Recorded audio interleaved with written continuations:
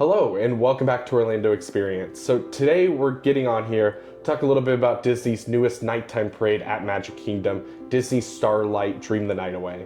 So this debuted as of today, Sunday, July 20th. It did have a couple pre-opening days that they let people go see, and obviously we saw two of them, and we're just here to talk about it and give you our full thoughts. So it's been almost a decade since Magic Kingdom has had a nighttime parade. So honestly, the first positive is the Magic Kingdom now has a nighttime parade.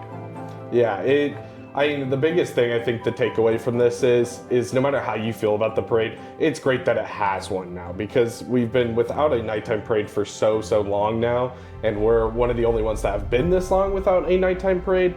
And even if you don't want to watch the nighttime parade, there's a lot of benefits of it being there, such as now the nighttime showings at Magic Kingdom are going to be first the 9 o'clock parade, 10 o'clock fireworks, and then the 11 o'clock parade.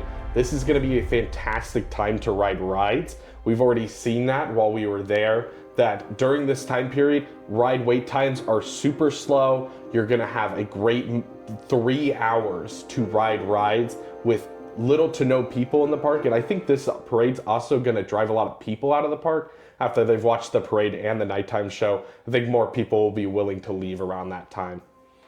So I think, back in the past, if you've been to the parks before, when they did do an electrical parade, and they kind of had this same structure where it's usually around 9 o'clock is the first parade, then the fireworks are in between, and then you get a second parade. It really does reduce the amount of people that are riding rides throughout the park. And so, if you've already seen the parade, this might be a great opportunity to go catch a few of those rides that maybe had longer lines during the daytime.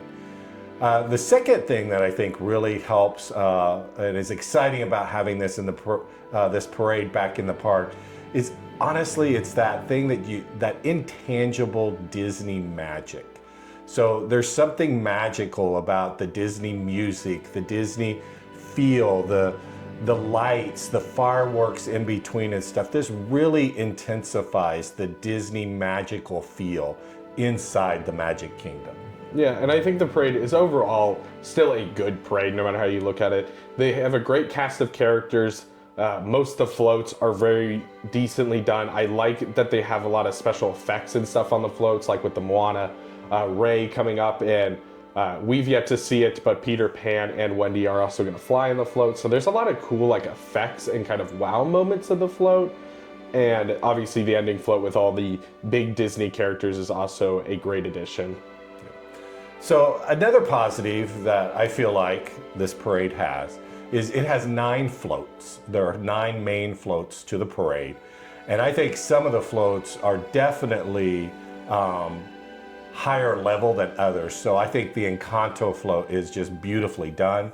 The LED cylinder that is in the middle is a really well done visual on that float. I think another float that really stood out for me is Coco. I think that really has a lot of movement, animation. It has some extra lighting, like little spotlights that shoot up, as well as fog and steam. And then I think another one that really stands out in this parade is the Peter Pan float.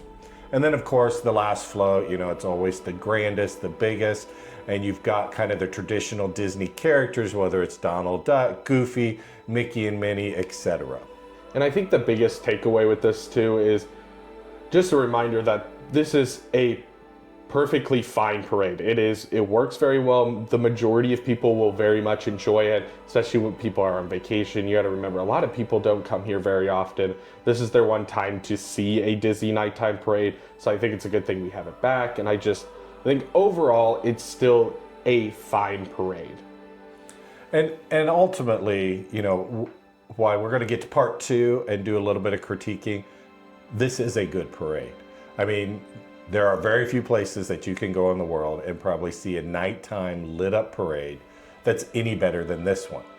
But that gets us to our more critique comments, which is Disney definitely has done better nighttime parades. Definitely when you compare this parade to the other parades that Disney has done around the world recently, but especially with Disneyland, they just re-debuted Paint the Night for their 70th anniversary.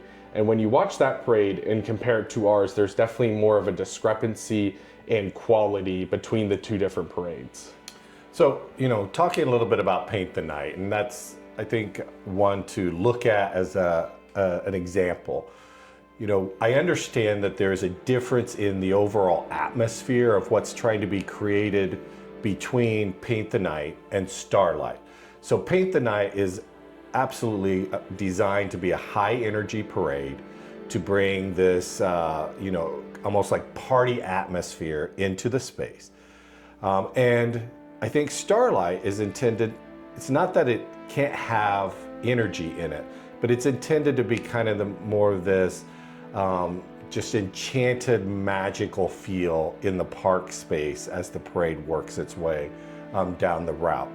The other thing that, if you look at Paint the Night, has, well, one, it has a lot more dancers and performers in between each of the floats, and they are more well illuminated with their outfits. The other thing that Paint the Night has that currently Starlight doesn't have any of is what you kind of call those filler in between small floats.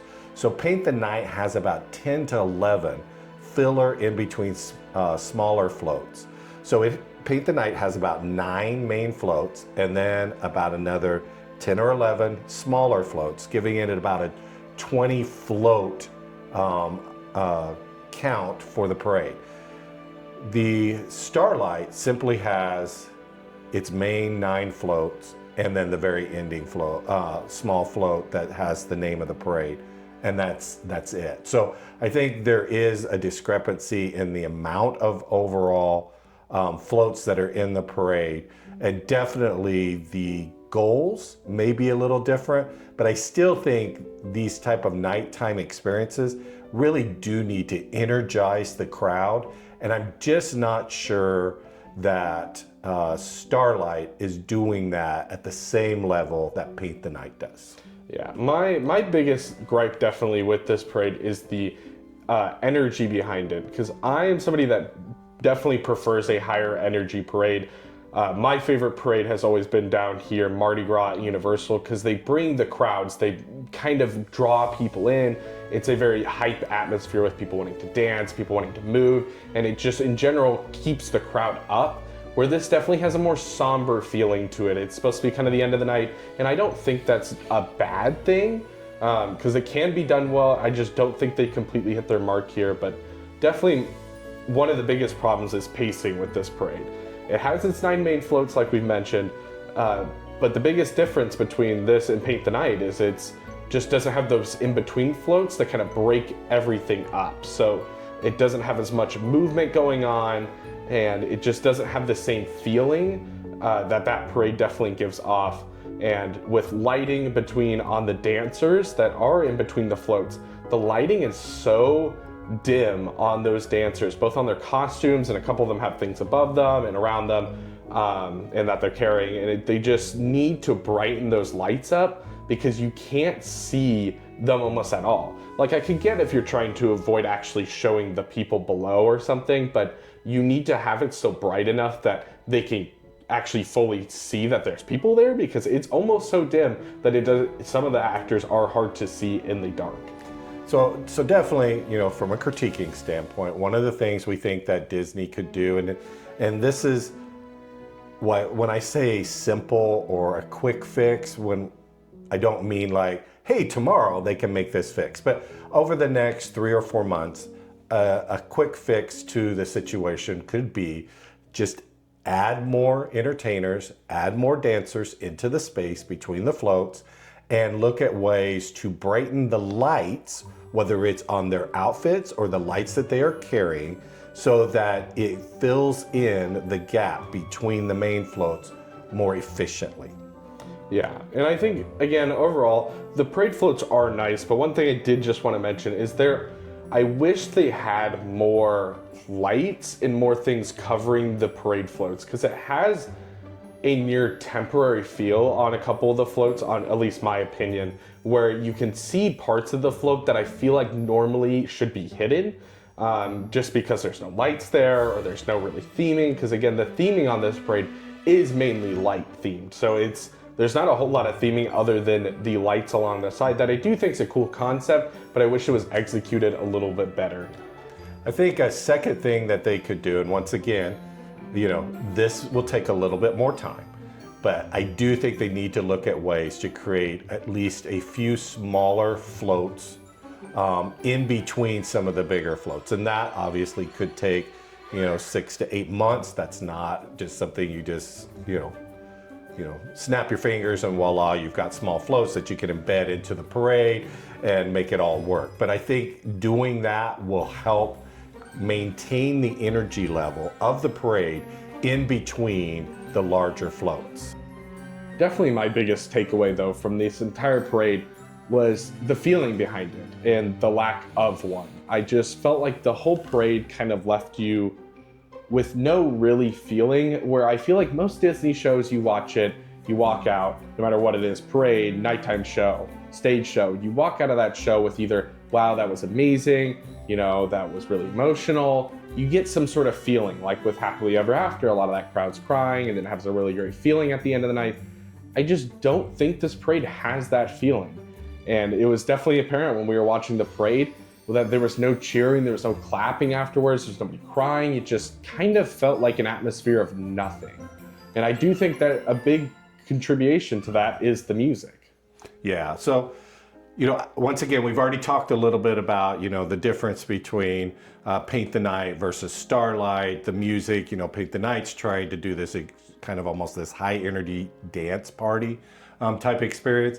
But even though Starlight's trying to kind of weave this more just kind of magical fantasy feel to it, you still have to have music that captivates people, pulls them in, and creates emotions from the experience.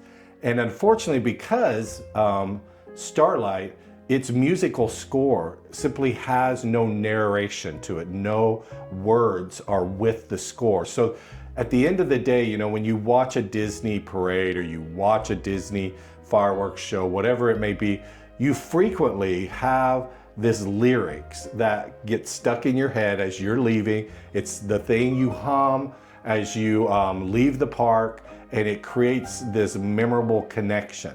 And because this parade and its main musical score has no lyrics for you to kind of connect to, it makes it so that it just feels like it was great, it was a nice show, but that's about it. The fourth item that we were going to quickly touch on is there are no villains in the parade. And I think obviously that was done on purpose. I think there might be the purpose behind that might be in the future when the Villains Land is done at the Magic Kingdom.